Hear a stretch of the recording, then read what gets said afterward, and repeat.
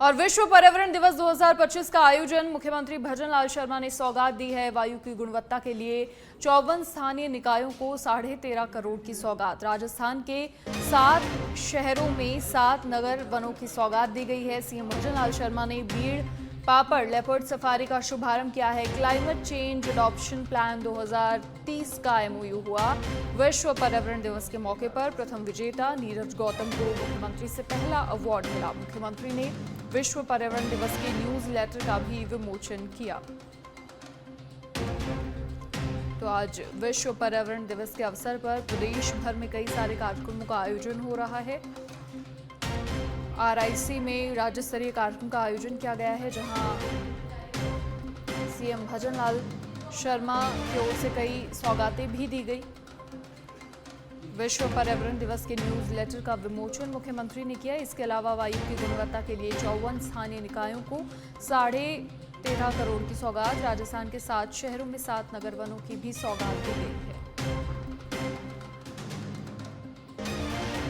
जैसलमेर में विश्व पर्यावरण दिवस और गंगा दशहरा के अवसर पर वंदे गंगा जल संरक्षण जन अभियान का आगाज हुआ।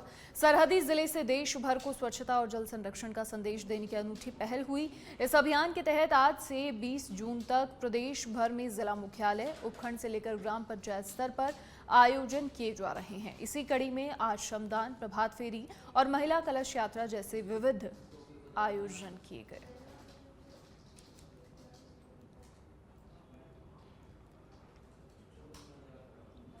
संरक्षण जन अभियान की शुरुआत गढ़सीसर झील पर श्रमदान के साथ हमने शुरुआत करी है। इसमें सिविल सोसाइटी है, एनजीओज हैं, फोर्सेस के लोग हैं, बीएसएफ, एयरफोर्स, हमारे सिटी के जो लोग हैं, हमारे अधिकारी कर्मचारी जितने भी, सब लोगों ने बढ़ चढ़ के हिस्सा लिया। तो यहाँ जितना भी आसपास जो प्लास्टिक पड़ा था, जो झील के आसपास जो गाद जमा थी, कई उसको साफ किया। और जो वेजिटेशन जो उसके आसपास काफ़ी प्लास्टिक जमा था, उस सबको साफ करके हम आज श्रमदान के साथ हमने शुरुआत करी।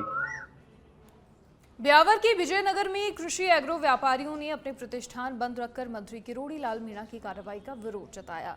कृषि आदान इनपुट एसोसिएशन के आह्वान पर विजयनगर में भी कृषि एग्रो दुकानें बंद करके व्यापारियों ने मंत्री किरोड़ी लाल मीणा की कार्रवाई को अनुचित बताया और साथ ही व्यापारियों ने मंत्री मीणा के खिलाफ नारेबाजी कर कार्रवाई पर रोष व्यक्त किया।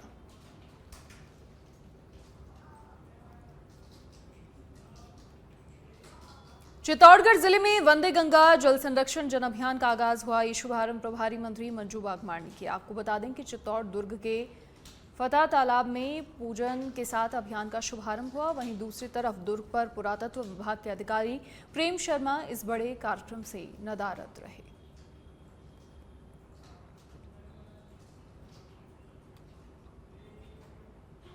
भरतपुर के वैर भुसावर उपखंड इलाके में पर्यावरण दिवस के अवसर पर वंदे गंगा जल संरक्षण अभियान का शुभारंभ हुआ। NH 21 जयपुर भरतपुर पर स्थित खेड़ली मोड़ वन पौधशाला में उपखंड अधिकारी ने उगाए जा रहे नव पादपों के बारे में जानकारी ली। खबर पाली की सुमेरपुर से है, जहां वंदे गंगा जल संरक्षण जन अभियान की शुरुआत नगर पालिका प्रशासन और शहर वासियों की मौजूदगी में सिणप तालाब पर श्रमदान के साथ हुई। ईओ नरपत सिंह ने बताया कि राज्य सरकार की योजना के तहत वंदे गंगा जल संरक्षण जन अभियान की शुरुआत हुई है और इसमें सुमेरपुर शहर को साफ और स्वस्थ रखा जाएगा। अभियान के दौरान तालाब किनारे पड़ी गंदगी प्रशासन की देखरेख में हटाई जाएगी और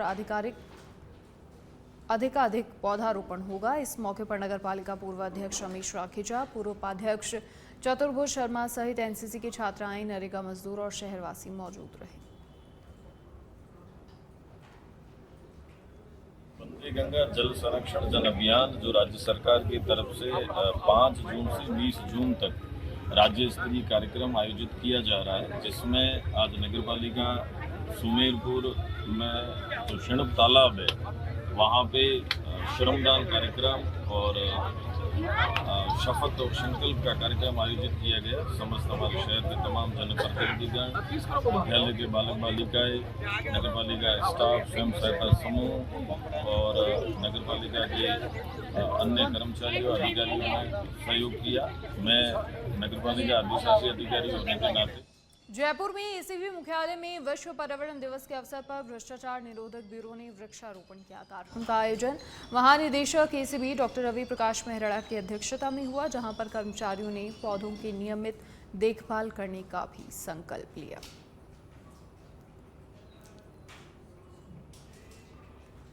प्रदेश के चिकित्सा मंत्री गजेंद्र सिंह खींवसर की पत्नी का निधन हो गया है, जिनका पार्थिव शरीर दुर्लभजी अस्पताल से खींवसर के लिए रवाना किया गया। परिवार के सदस्य और मेडिकल स्टाफ एम्बुलेंस से खींवसर के लिए रवाना हुए।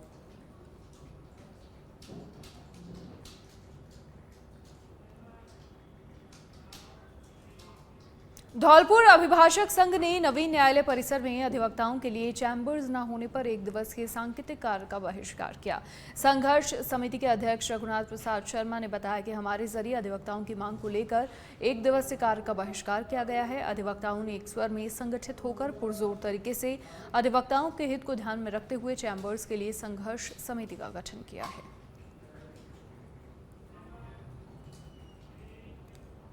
बीकानेर के खाजूवाला से अब खबर है, जहां पराली से भरे ट्रेलर में भीषण आग लग गई। बिजली के तारों में स्पार्किंग से ये ट्रेलर में आग लगी। फायर ब्रिगेड ने कड़ी मशक्कत के बाद आग पर काबू पाया। माधो डिग्गी गांव के पास की घटना बताई जा रही है, जहां पराली से भरे ट्रेलर में भीषण आग लग गई। बिजली के तारों में स्पार्किंग से ट्रेलर में ये आग लगी। बड़ी जानकारी, बड़ी खबर। फायर ब्रिगेड ने कड़ी मशक्कत के बाद आग पर काबू पाया।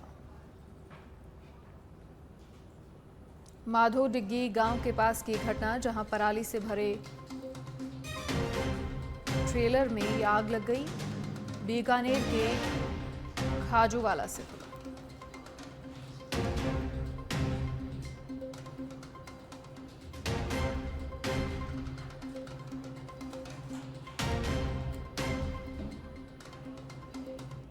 जयपुर के संजय सर्किल थाना क्षेत्र में 14 वर्षीय बालक के घर से लापता होने का मामला सामने आया है। पुलिस बच्चे की फिलहाल तलाश कर रही है। पुलिस ने हुलिया और मोबाइल नंबर जारी कर दिए हैं। बच्चे ने ग्रे कलर की हाफ बाजू शर्ट और आसमानी रंग की ट्राउजर्स पहन रखे हैं।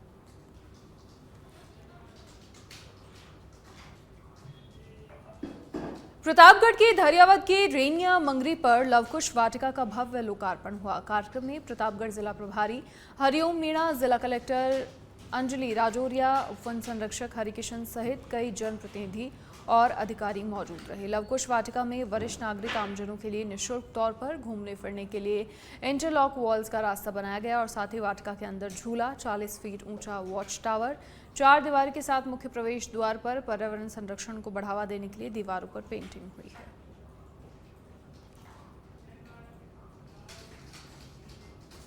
खबर धौलपुर के सरमथुरा कस्बे से है, जहां पर सड़क दुर्घटनाओं में कमी लाने के लिए अभियान चलाया जा रहा है, जिसके तहत सरमथुरा पुलिस ने यातायात नियमों का उल्लंघन करने वाले वाहन चालकों के खिलाफ कार्रवाई की है। NH 11B पर खरेर नदी और पुलिस थाने के सामने सड़क दुर्घटनाओं में कमी लाने के लिए वाहन चेकिंग हुई और बिना हेलमेट पहने दुपहिया वाहन चालक, बिना सीट बेल्ट के 30 वाहनों के खिलाफ MV एक्ट की धाराओं में मामला दर्ज हुआ है।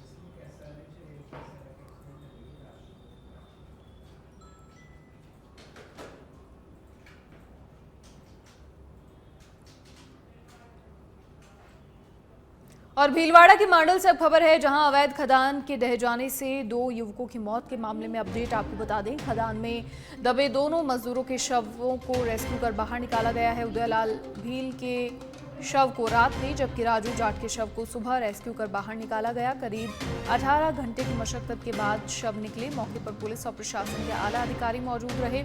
खनन क्षेत्र पर पुलिस ने स्थानीय लोगों की सुरक्षा के चलते आवागमन निषेध किया।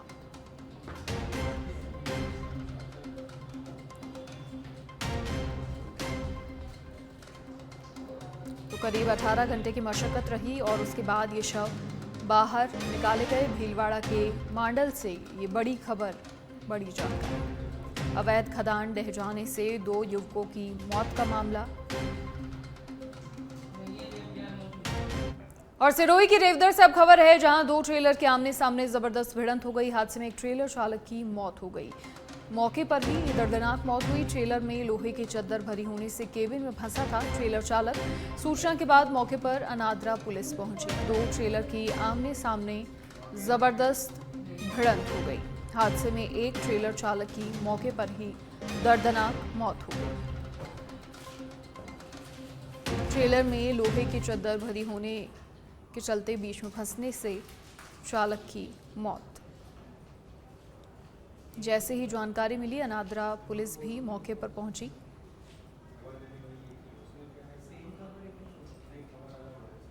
दो ट्रेलर की आमने सामने की भिड़ंत में एक ट्रेलर चालक की मौके पर ही दर्दनाक मौत हो गई।